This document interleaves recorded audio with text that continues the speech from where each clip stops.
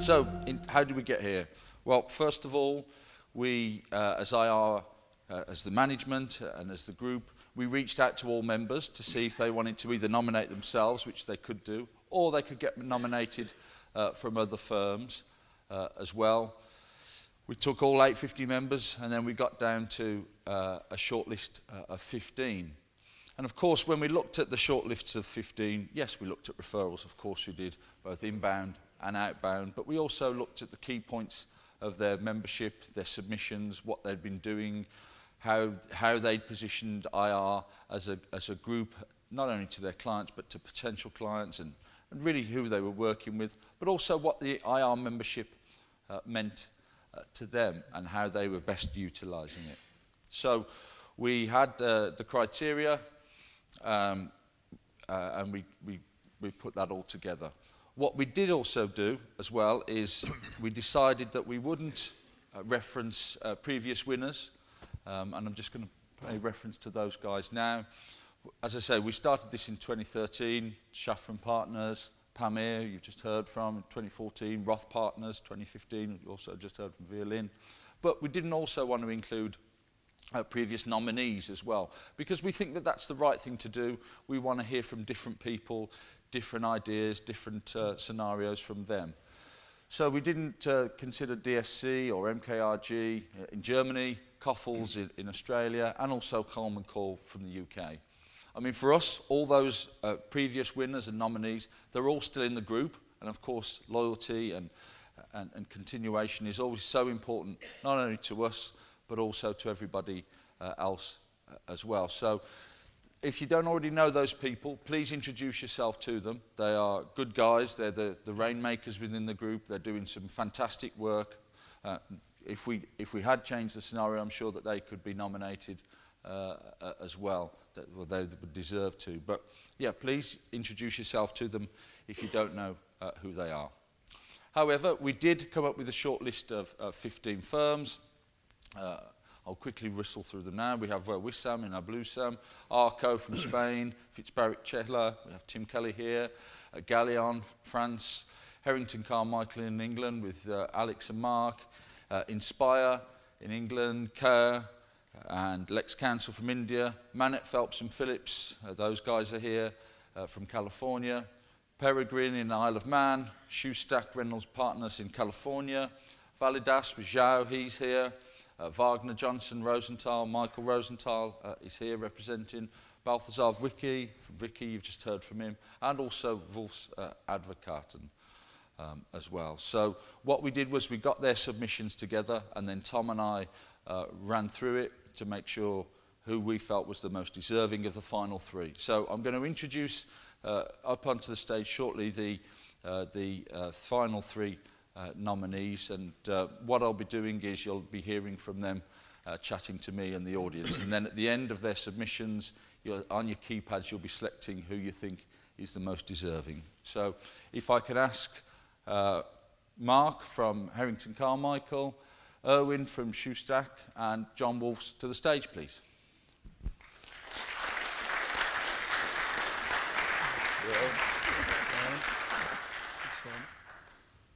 So yeah, to make it fair, each one will be talking for 10 minutes. I'll be going through their individual submissions, and as I say, the idea is for you to then listen and understand a little bit more about the business, and then at the end make your choice who you think is the most deserving. So Mark, if I can ask you first, please, if you want to come to the stage and introduce yourself and the firm. Yep.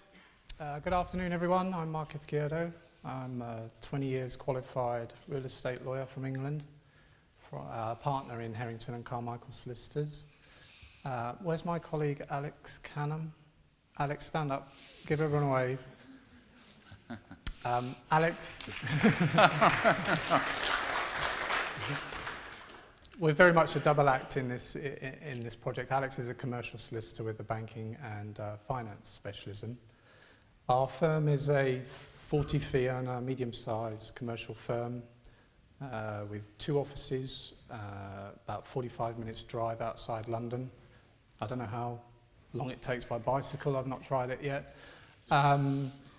and we're a full-service firm. I know you love elevator pitches, Ross, but I overheard Jason Schwartz from Canada yesterday on the bus say to somebody, we need to get Mark on the real estate committee because he's smart, he's funny, and he does, or his firm does, what we're all supposed to be here doing, which is giving out work to each other, which I'm going to capture that and put it on my business card because I think that captures up what IR's about, really, which is we're like-minded people. We enjoy spending time together. We're delivering a quality product, but underpinning it all and importantly is we're here to do business with each other. Good, thank you. So you've been involved in a lot of referral work the firm has. Can you just talk us through some of your outbound work, please? Yeah, we're relatively new members. We only joined IR in April 2015, but in the first 18 months, we've sent 48 jobs, that's 48 pieces of work, out to other member firms. So on Nick's 20 a year, I think we're a little bit in credit. Those projects have involved, we act for a global audio visual integration support provider who needed contract local law advice in Japan, South Korea, China, and Hong Kong, and is looking at opening offices in Dubai. So we looked at getting all the relevant licenses in place for them to operate in Dubai, which was quite a good fee income generator for the member firm and also generated some fee income for ourselves in that we project managed the advice that was being given. We act for an international solar panel distribution company and needed advice on a review of terms and conditions in Belgium, the Netherlands, and Germany. And they too were looking at opening an office in South Africa. So we introduced our client to our South African member firm there, and then we took a step back and let them deal with them direct. We act for, this one was quite interesting. We act for a UK operator of a business. It's quite quirky, and a German operator made the mistake of getting quoted in the German press for saying that they liked our client's business model so much they decided to copy it. So we needed to engage a German member firm to help us negotiate a settlement for our client, getting them to cease and desist what they were doing and agree to make enough changes to their branding and the way that their outlets were styled to distinguish them from our client's business. We act for a UK subsidiary of a Japanese pharmaceutical company who needed licensing advice in Malta, Swiss law, and is looking at opening offices in India. And we act for a global leader in leisurewear and clothing who there was an allegation that their terms and conditions that they were using across Europe weren't necessarily fair from a competition law point of view, so we needed French and German advice on consumer law, data protection. It involved cookies, things like that. One more, we act for household name supplier of electric components, manufacturer of electric components. We a French member firm that came to visit us at our offices in Wokingham, we used to help structure a quite complex cross-border supply agreement for a deal that's worth it's multi-million pounds on an annual basis. So obviously a lot of that work that you've given out, that has led to some inbound work. Do you want to tell us a bit more about that? Obviously the partners in my firm keep looking for a return on the investment, and Alex and I were very often saying, trust us, it will come in time. It has started flowing in now in the second year. We've had, I think, 11 opportunities so far to either quote for work or undertake work, ranging from terms and conditions, dispute resolution work we undertook for a French firm. We've given advice on employment to an Australian firm. Alex was involved in reviewing a business assets agreement and shareholder investment agreement for our Italian member firm who has clients looking to invest in the UK. We're in the early stages of assisting an Irish firm with litigation dispute resolution matter. And Alex, again, he's had the lion's share of the work so far. I'm getting a bit frustrated on the real estate front.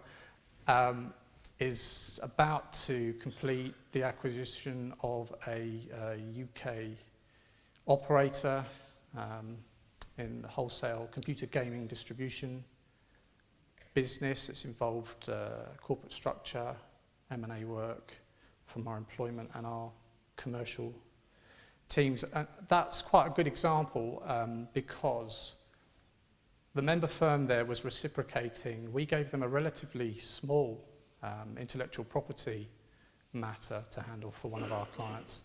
And they reciprocated by introducing us to their clients' in-house counsel on this acquisition. So, and the other reason that is quite a good example is that they chose to instruct us because of the sort of relationship that Alex and I had forged with them through attending all the different conferences. Good, okay. And so one of the key things that I like that you've had success with is you've managed to get the other partners in the firm to actually buy into IR, and now they actually use IR, quite extensively. So I'd be interested to hear, or we'd be interested to hear about your approach, how you've managed to do that. Certainly. I spoke to the whole firm, support staff and fee earners, to explain to them that there was a reason why Alex and I disappeared from the office every 6 months for a few days and came back with stories of champagne rooftop reception in Shanghai or a 3-hour lobster lunch with Christophe and Joao in San Francisco. I suppose the story this time will be that we had a nice fine dining experience and a cross between sort of Harry Potter Hogwarts and a Rembrandt picture last night. There's a reason that we do it, which is we're spending a lot of time, energy and effort and the partners' money in trying to build relationships with people so that we're never going to open offices overseas, but we need the ability, you can see from the sort of clients that we act for, to be able to service those clients, to be able to make trusted referrals out to our partners. So we're getting to know people on first name terms so that we can deliver that service to our clients, and actually encouraging the whole firm to have conversations with their clients, to move conversations around when they're out seeing them for lunch or whatever, to say, we now have this capability to deliver this service for you, and tell us a bit about your operations overseas. What are you involved in? What can we assist you with? And I think it's that proactive pressing and asking that has generated us leads to be able to send them out into the network and in turn to get the work back in, rather than just waiting and hoping that a client might phone up and say, do you know what, I'm thinking of buying an apartment in Toronto. Do you know a lawyer or should I do a Google search? This is so much more than a directory, this network. The second reason that we addressed, or I addressed to everybody, was when we get a job in, you need to know it needs to be prioritised. You need to recognise the urgency and the importance and deliver a quality product, because the minute that starts to go and undermines all the trust and confidence that we have in the network, we're in trouble. And I'm pleased to say that, because all referrals come in and out through Alex and myself, so we will often pick up the phone and make the introduction call, even if our colleagues then actually say this is what we need assistance with. Of the 48 jobs so far, I think we've only had, there are differences in culture and the way that people deliver their reports and everything else, but the feedback has been very good or good, and there's only been the one case in the 48 where it's been slightly below par, and you know, Ross, because I've spoken to you about it, because I think it's important that you get the constructive feedback, because it's all very well vetting people before they get in, but you need to know that they perform once they're given an opportunity. And you know, in that particular case, we took it away from one member firm and gave it to another, which we didn't want to do, but. Okay. Well, Mark, your 10 minutes are up, so thank you very much. That's really good. Thank you. Thanks, Ross.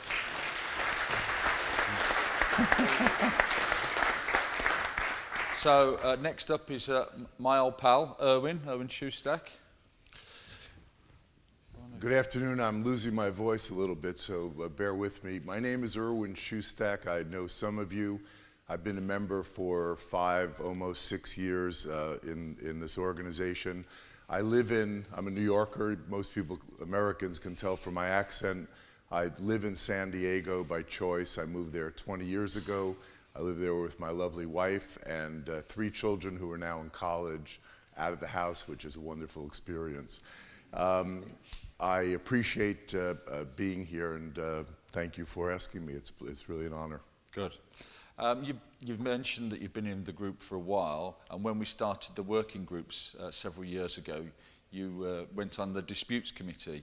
I'd just be interested to hear about some of the ideas, the innovative ideas that you've had with regards to that. You know, I'll mention, and I know Nick mentioned this before, that it's all about relationships. When I first signed up, and I think like everyone in the room, I first received emails and then a phone call from this gentleman. I think that's why all of us are members of IR. And I joined, and I thought I would sit in my office and check my emails and my phone calls, and the referrals would be flowing in.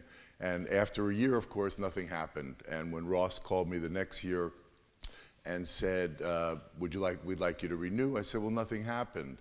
And he told me something that I actually heard as a child, something my mother always told me, and that is, if you want to have a friend, you have to be a friend. And if you want to get something out of this organization, you have to participate and put something in to the organization. So I decided to start coming to the annual conferences. I got involved at Ross's invitation in the disputes committee, which is what our firm almost exclusively does. We're dispute lawyers.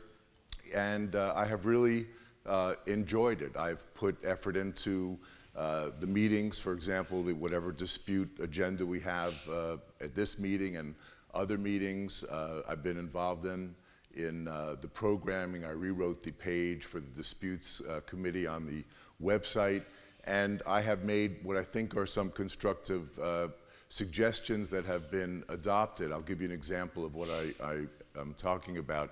When I first joined, and for many of you, you'll remember this, it wasn't IR Global, it was International Referral, which in hindsight, it's a great organization, but that was a terrible name.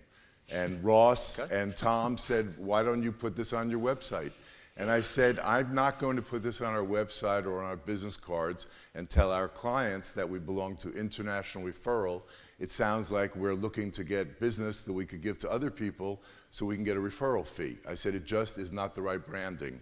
And I told them that a number of times, and they ultimately did rebrand, and it's now IR Global, which I think is a great brand, a great organization, and I'll take some credit for getting rid of the international referral aspect. The other suggestion, and actually my good friend John Wolfs and I had discussed this probably 4 years ago, there was really no recognition given for people that are longer members, meaning they renew every year, they come to conferences such as this, or they're involved in committee work, and the suggestion was made by John and I to Ross, and to Tom as well, that there should be some recognition given for people that put in more effort and time and ideas. And that's why on the website now you have people have gold, like the Olympics, gold, silver, and bronze, that reflects committee work, length of membership, so that those people that contribute in that way are recognized and are given a higher ranking on the IR website. So those are the kinds of things that I thought were important, that I passed on to you and to Tom, and I thought they were significant changes. Well, they were. We did them. We listened. Grudgingly, but they did them. We were in your home state earlier in the year for the San Francisco conference, and of course local knowledge is key, and you helped us there. Perhaps you can just tell us a bit about that. We have offices in New York, but in California, in San Francisco, Los Angeles, and San Diego, where I live. When I spoke to Tom about the San Francisco conference, he asked if I had any ideas for speakers, and I reached out to a few people I know, and one of the people I got in touch with was a college friend of mine. And for those of you who were at the San Francisco conference, my friends, it was Richie Goldman, my fraternity friend from many, many years ago, who left college without any idea of what he was going to do, and became one of the co-founders of the Men's Warehouse, the largest men's retailing company in the world. And he was kind enough to come speak, and the feedback that I got, I think Richie's a great guy, and I got some very positive feedback, and I think he was a great addition to the San Francisco conference. Yeah, no, he was. We had fantastic feedback. And I think you've touched on it a little bit, but I think it's definitely worth expanding. The cultural importance that you've gained and also given out in terms of advice to other IR members, and what really the IR membership means to you. I'm happy to address it. It's actually something Nick Chen mentioned before, and I want to comment on that. When I first joined and came to the first conference in London 4 or 5 years ago, and I've had other people who are recent members ask me this, what do you think about the quality of the people here? That's a big concern. You want to start referring things out. You want to know they're going to people that are of like mind and similar competence. And I was talking at the first conference to a German member, Hans Goetz. I'm not sure if he's here or not, but we were talking, and it turned out that he was the first non-US partner at the same New York law firm that I was with, a firm called K. Scholler, which was very large, still is a very large New York-based powerhouse law firm. And we were talking about the people we knew and how coincidental it was. And Nick walked by and overheard the name and said, "Did you just say K. Scholler?" And we said, "Yes." And he joined the conversation. It turned out that Nick had been with the same firm. We were all there at different times, so we overlapped to some extent, knew some of the same people. Well, that gave me a great deal of comfort, because I knew, just coincidentally, there were two people that I met randomly that came from a similar background, similar experience, high quality law firm. And a lot of the people that I've met at other conferences and at this conference have similar backgrounds. People were, Teresa was at Clifford Chance. And you know, that to me, while we can sit here and talk about how the big firms charge a lot of money, which they do, the fact is the training at some of these large firms is outstanding. They practice law at the highest level. And if you can take what you learn at a large firm and scale it down, I think you wind up with very practical, smart, very competent lawyers. Just to address that, finally, I joined thinking that the purpose of joining here would be to get referrals. And that is certainly a purpose.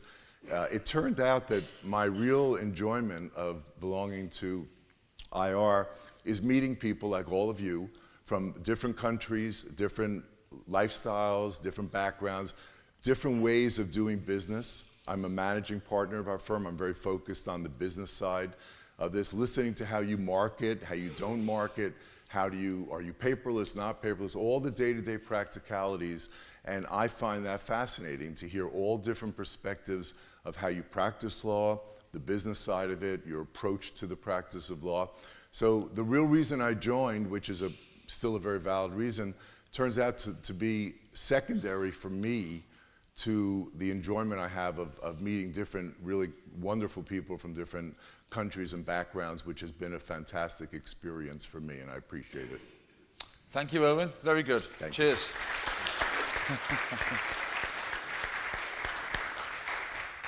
So last but no means least, the Wolfman, John Wolfs. John, introduce yourself. Thank you very much. Well, the last one, that's what Ross said, but let us first start with apologizing from me to Erwin, because yesterday evening, as a Dutchman, of course, I had to show some people around, which I did on Thursday evening. Erwin and we had a great dinner. Friday evening at the Harbor Club with some other people. as well as with my son, who is also joining us. He wants to become a lawyer. I told him not to do so, but maybe you can convince him. I cannot. He's sitting over there. And then, of course, yesterday evening and Sunday evening, we were here as well. And Erwin and I, we spent quite some time together. We enjoy spending time together.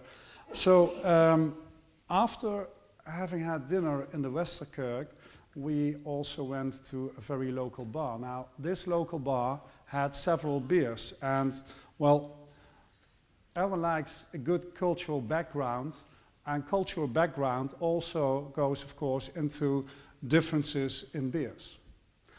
Need to say more? Well, we enjoyed it, Erwin, didn't we? Okay, well, this is basically what, for me, IR is all about. Of course, why have we joined IR? We have not joined IR to get new referrals. That's collateral damage in a positive way. No, we have joined IR while we want to provide our clients with the same quality that we give and then abroad. So you're our ambassadors. And we love you. We love IR for that, because the vetting process is so that at this moment we are very confident in referring cases to IR members, and not only that, also to get a real personal touch at these kind of conferences, where there is much and much more possibility to meet each other in person, to have private conversations, to feel and see how someone thinks, because that is basically very, very important to us and to our clients. And we feel that the way the vetting process is, thank you Tom, thank you Ross, is so good that our clients get back to us. And I can give you an example for that, with some outbound work that we did. It's a very interesting case. Maybe you know Max Verstappen, the youngest Formula One driver in the world. He started last year. He's Dutch, by the way. Now, Max Verstappen was coached by his father, Jos Verstappen, also an ex-Formula One driver back in the 90s, who raced together with Michael Schumacher. Now, Max Verstappen was doing really well. He's driving Red Bull right now. And then there is this other guy, let's call him Jimmy. I don't relate to the name, let's call him Jimmy. And Jimmy was also racing together with Max Verstappen. Now, Jimmy saw how good Jos Verstappen was coaching his son. So he said to his father, you know, Father, can we afford a coach? Also a Formula One driver. And they involved a coach. Someone from Switzerland, an ex, at that moment, Formula One driver. Now, this Formula One driver, he drafted a contract which is basically not more than an email. And that email states, if Jimmy doesn't get into the Formula One, then you won't get any money. If Jimmy gets into the Formula One, then you get, well, let's say, just for discussion purposes, €1 million. What happened was, and that was in the beginning of this year, there was a dispute about the contract because Jimmy was not able to enter the Formula One, and the ex-Formula One driver, his coach, wasn't really performing. So his father went to a court, and he involved a Swiss lawyer, a non-IR global member, but someone from the Legal 500, you know, this big book, the Legal 500. The best firm at that part of Switzerland. And my client called me and he said, John, this is really rubbish. And he's very direct. We are also very direct. So he told me, and at that time, I was already in San Francisco for the IR conference. Now, you may remember that one of the sponsors was Balthazar Wiki.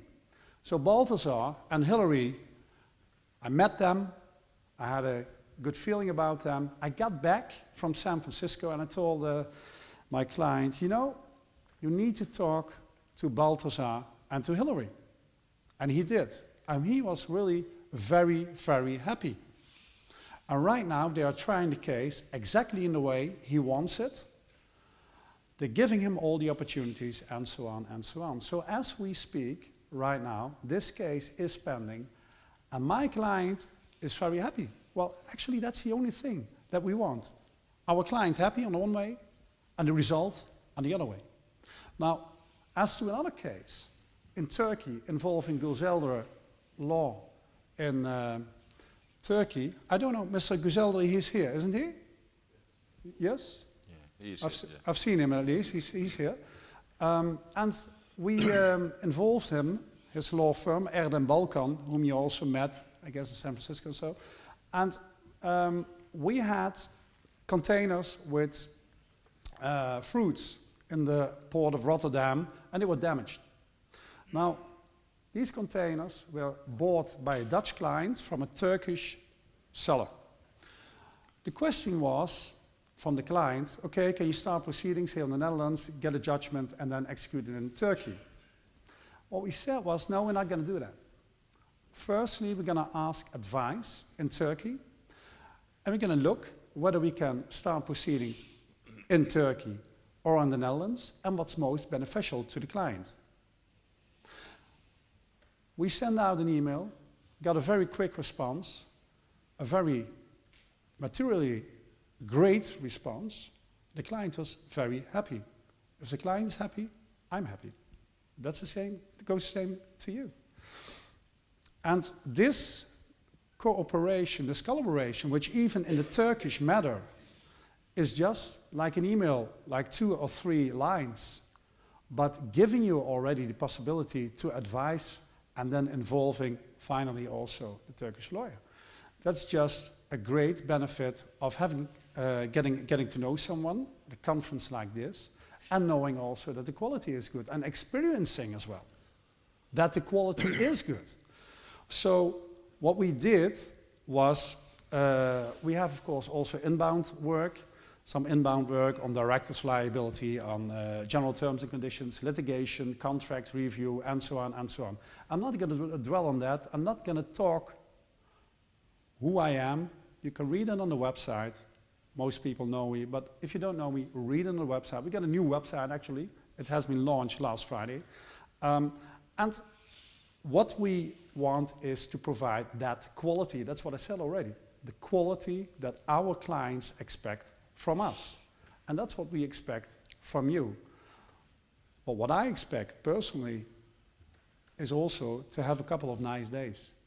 So apart from the fact that we get referrals, and I have to thank both of them, Mark and Erwin, whom we got referrals from.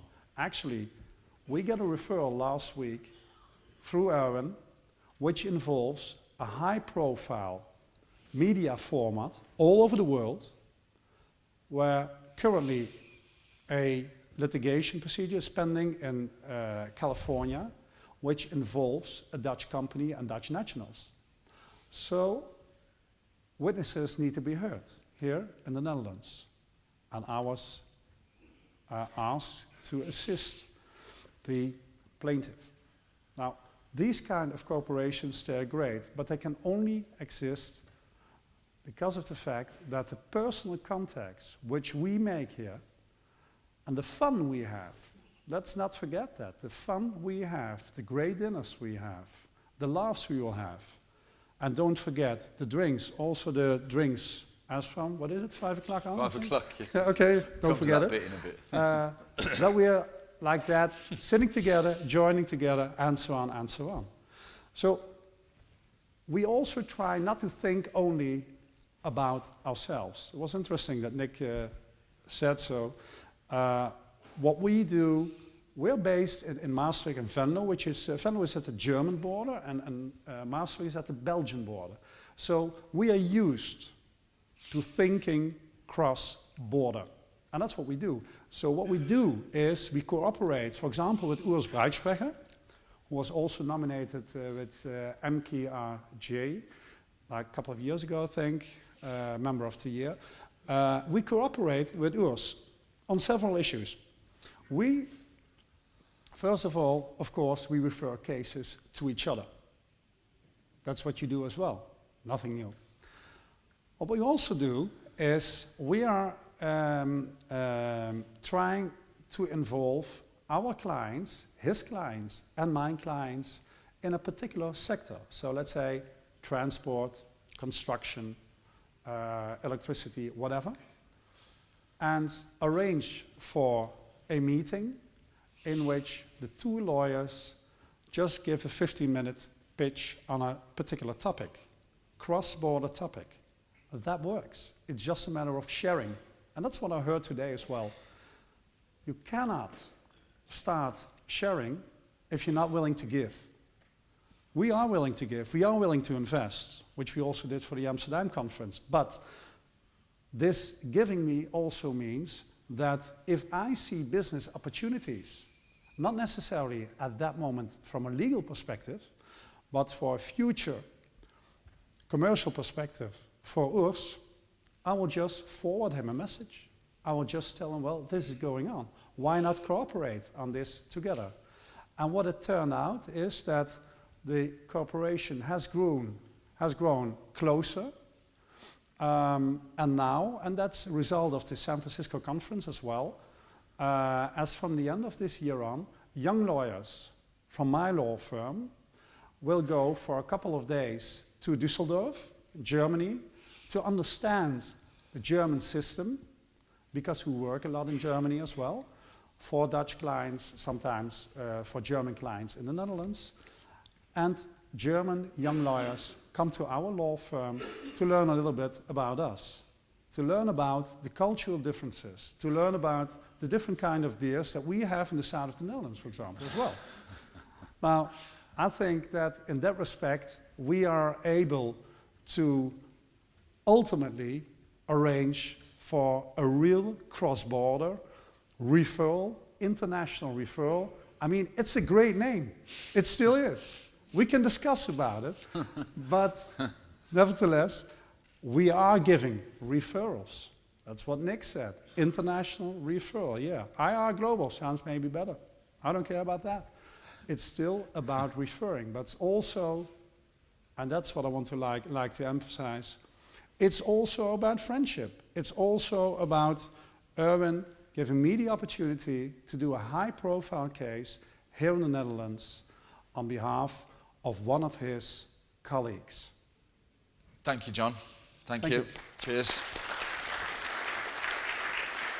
So if I can ask you all now to take your keypads out, I think it's 1A, or 2B and 3C. If you can make your choice now, it's not going to come up on the screen. It just takes a little bit of a while to compile.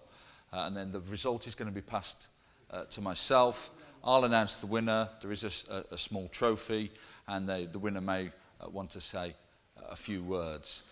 But as I said, I mean, the reason that we do this is, yes, we want to reward these guys, but we also want you to utilise the membership as best effect that you can. Make sure that you stay in touch with firms once you return to your busy lives.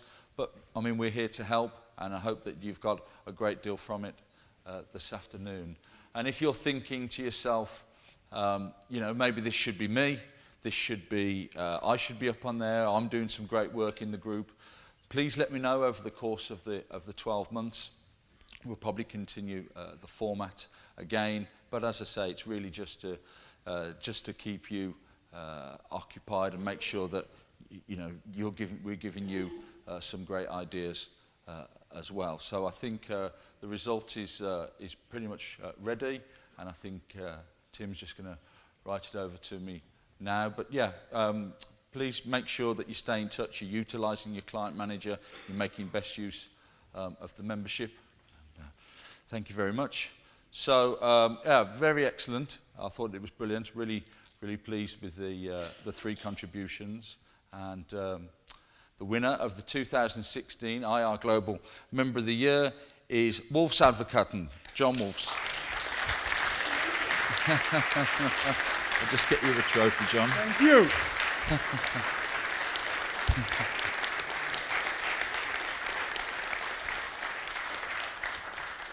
There you go, John. Thank you so much. Thank you. Great. You can say a few more words. If you What can I say? I can dwell on it, but this is really great. You know, lawyers, they always need to have their answer ready. I don't have it ready. Thank you so, so much. Have a nice day.